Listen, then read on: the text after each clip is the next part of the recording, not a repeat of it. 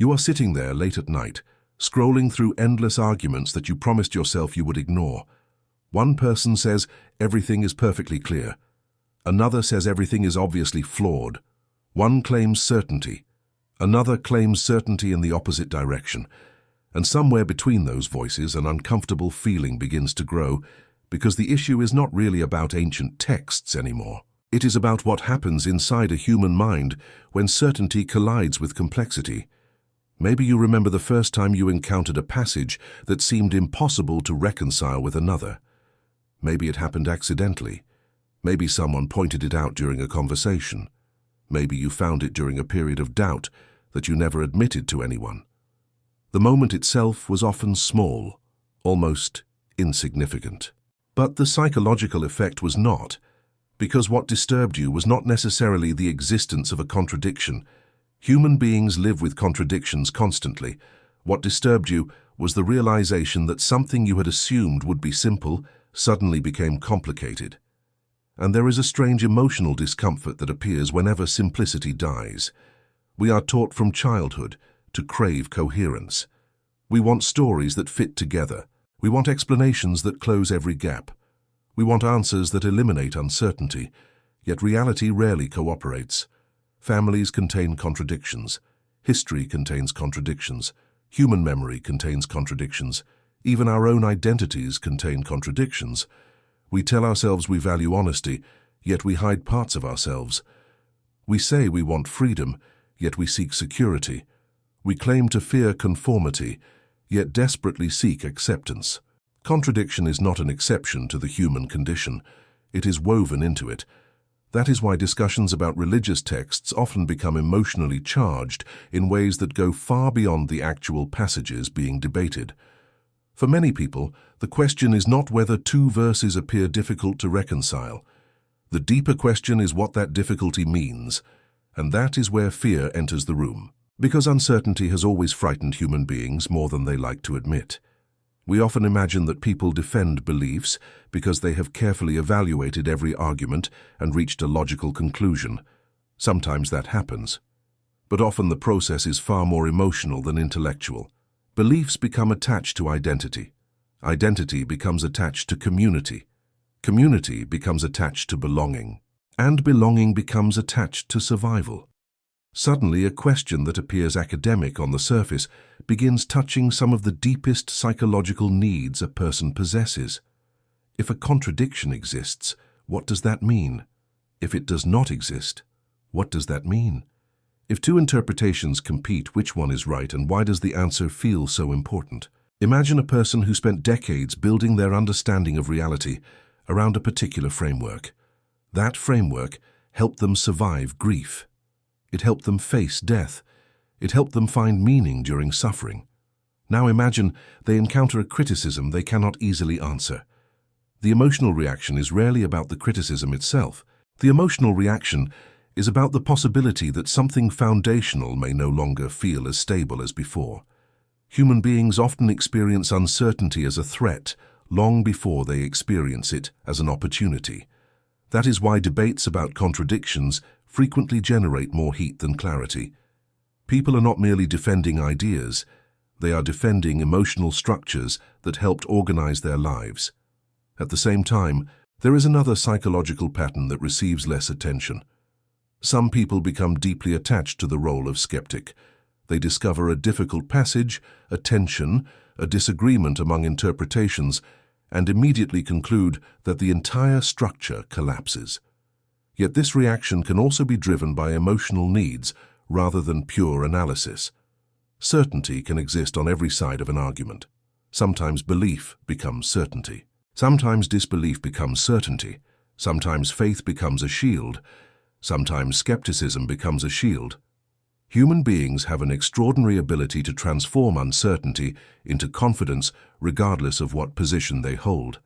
And perhaps that is one of the most fascinating parts of this entire conversation, because when people discuss contradictions, they often reveal more about themselves than about the text they are examining.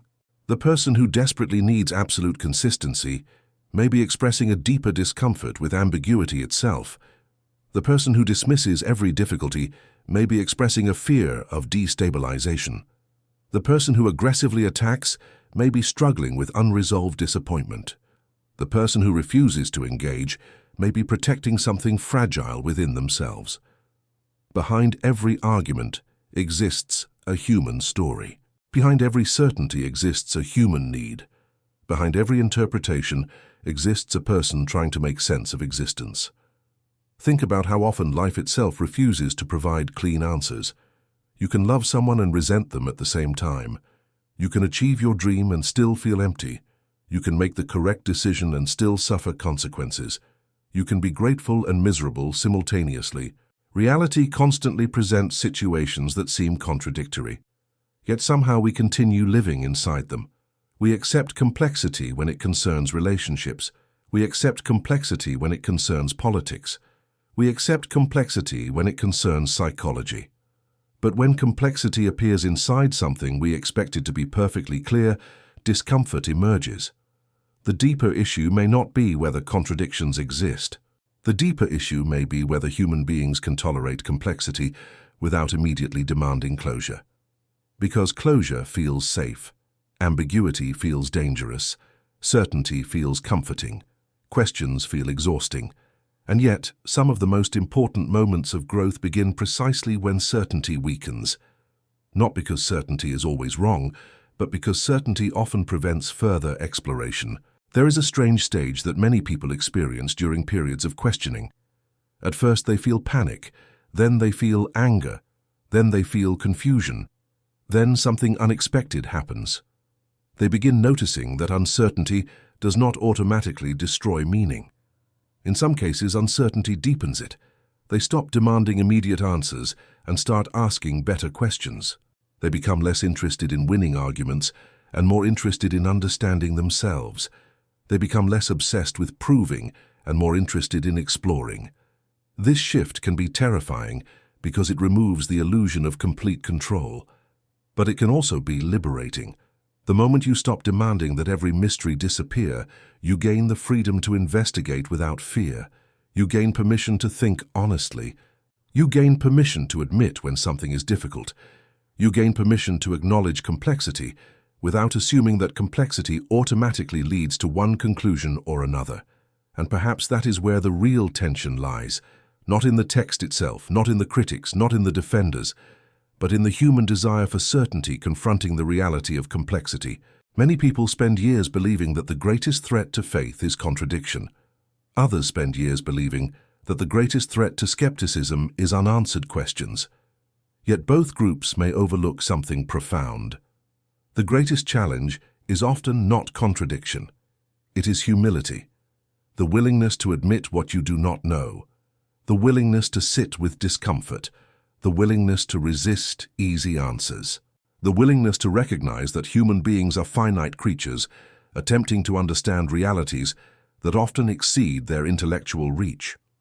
Whether someone ultimately concludes that apparent contradictions are genuine, explainable, unresolved, or misunderstood, the psychological journey remains remarkably similar.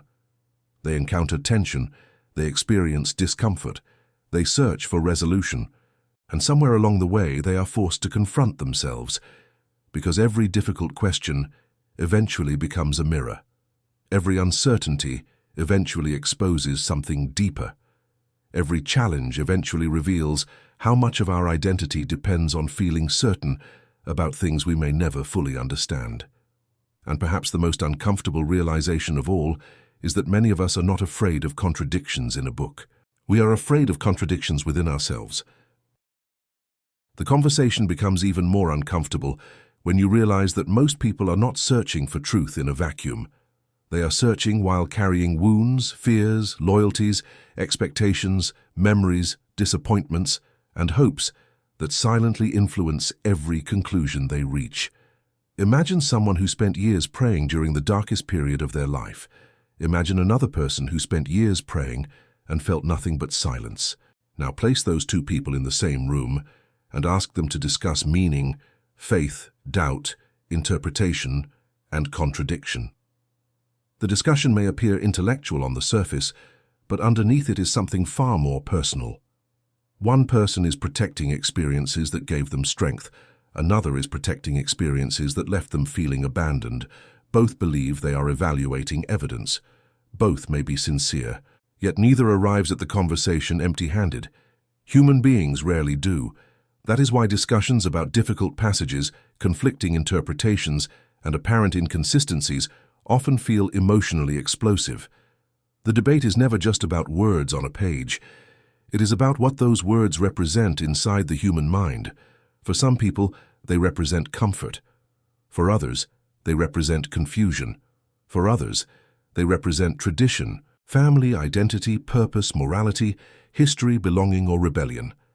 Every person enters the discussion carrying invisible baggage. And because that baggage remains invisible, people frequently misunderstand each other.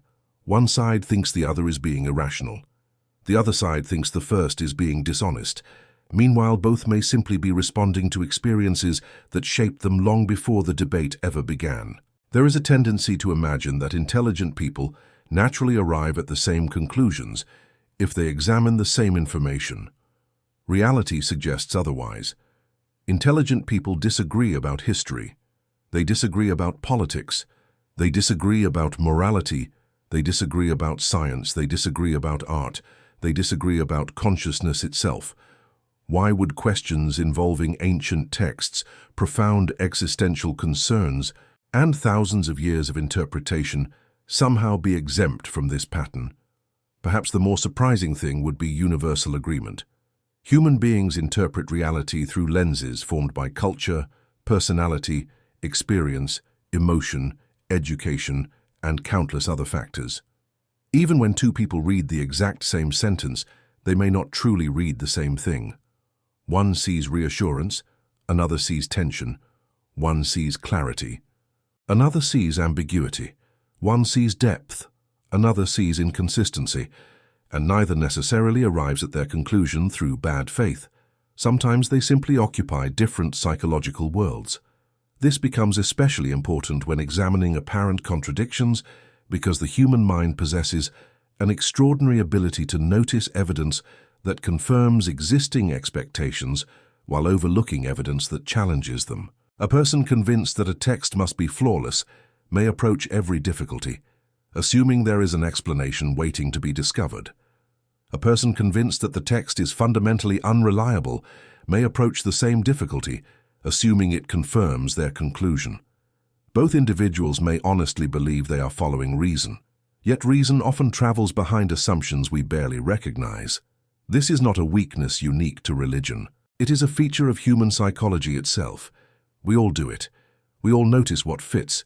We all struggle with what does not. We all construct narratives that help reality feel coherent, and when reality resists coherence, discomfort appears.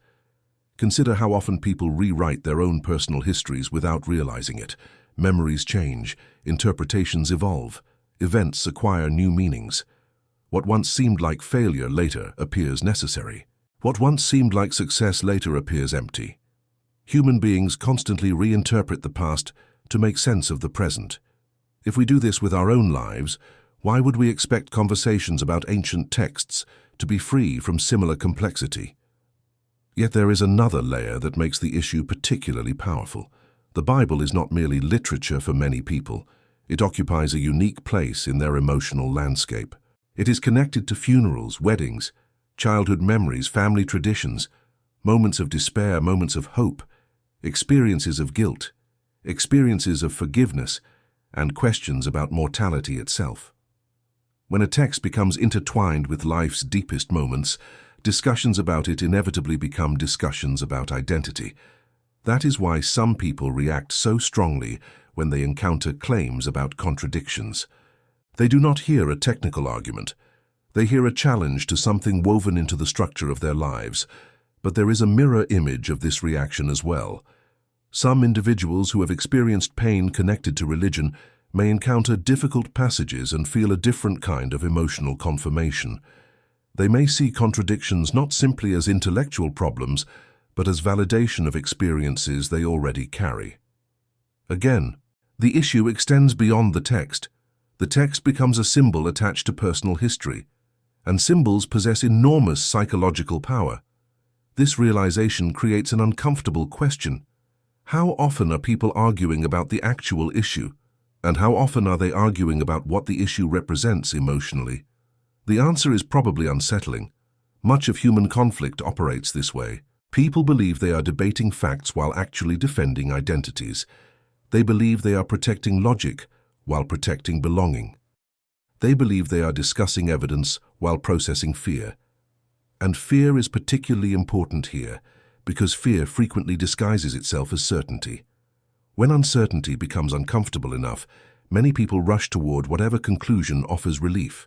Some embrace certainty in belief. Others embrace certainty in disbelief. Both responses reduce anxiety. Both create a feeling of control. Both allow the mind to escape the exhausting territory of unanswered questions. Yet life repeatedly demonstrates that unanswered questions are unavoidable. No worldview eliminates them completely. Every perspective contains mysteries. Every framework reaches limits. Every explanation eventually encounters something it cannot fully explain. This realization can feel disappointing at first because human beings crave finality. We want a moment when every puzzle is solved. We want a conclusion that removes all tension.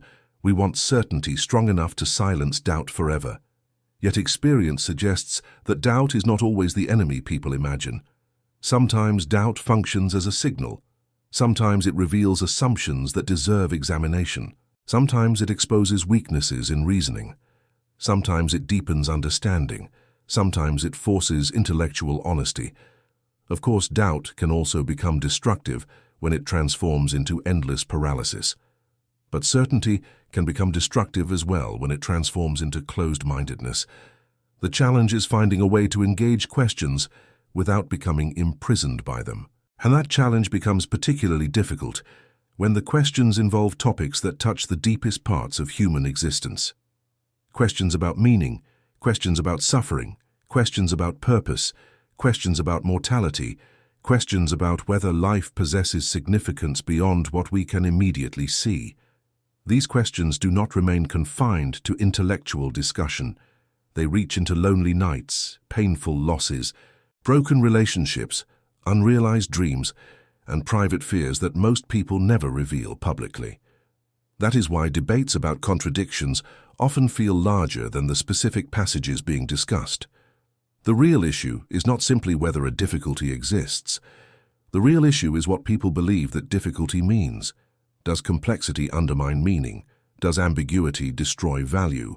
Does uncertainty eliminate purpose? Many people unconsciously assume the answer must be yes, but life itself suggests otherwise. Some of the most meaningful experiences human beings have are filled with uncertainty. Love contains uncertainty. Friendship contains uncertainty. Parenthood contains uncertainty. Trust contains uncertainty. Hope contains uncertainty. Meaning often survives without perfect clarity. In fact, meaning sometimes becomes stronger precisely because clarity remains incomplete. Perhaps that is why the conversation persists, generation after generation, not because people are incapable of resolving every disagreement, but because the discussion touches something fundamental about the human condition. We are creatures who seek understanding while living inside mystery. We desire certainty while navigating complexity. We long for answers while confronting questions that may exceed our capacity to fully resolve. And somewhere in that tension, every person must decide how they will respond. Will they cling to certainty at all costs? Will they reject everything that cannot be proven beyond doubt? Will they become cynical? Will they become defensive? Or will they develop the courage to remain honest, even when honesty feels uncomfortable? Because the deeper challenge may not be determining whether contradictions exist, appear to exist, or can be reconciled. The deeper challenge may be learning how to face uncertainty without losing ourselves in the process. It may be learning how to think critically without becoming arrogant. It may be learning how to question without becoming cynical. It may be learning how to believe without becoming blind. And it may be learning that the search for understanding often reveals more about the searcher than about the destination itself. Eventually, the discussion reaches a point where the text is no longer the central character. The central character becomes the person reading it. Because after all the debates, all the interpretations, all the arguments, all the explanations, all the criticisms and all the defenses, one uncomfortable reality remains. Every human being must still confront their own uncertainty. There is a moment that many people experience but rarely talk about openly. It usually happens in silence, not during a debate, not during a lecture, not during an argument online. It happens when the noise disappears and a person finds themselves alone with their thoughts, alone with questions they cannot easily answer, alone with fears they cannot easily dismiss, alone with the realization that existence itself contains mysteries that remain unsolved, regardless of which side of an argument they choose. In those moments, something deeper emerges. The question stops being whether a particular passage appears difficult to reconcile.